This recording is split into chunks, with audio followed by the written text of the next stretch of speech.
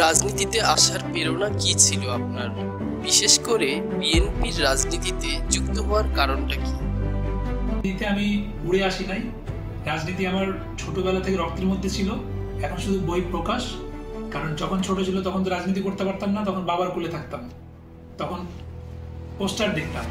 আর এখন মনে হয়েছে সঠিক টাইম নিজেকে কন্ট্রিবিউট করার, তাই রাজনীতিতে আসা।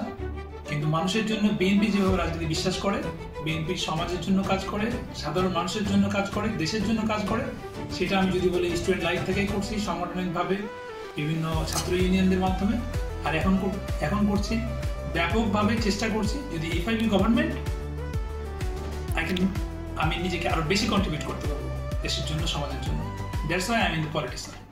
সন্তানদের জন্য আপনারা শুধু দোয়া করবেন, সাহস দিবেন যে বাবা তোমরা সত্যটাকে সত্য বলতে শিখো, মিথ্যাটাকে মিথ্যা বলতে শিখো, তাহলে আর স্বৈরাচার বলে কোনো শব্দ থাকবে না।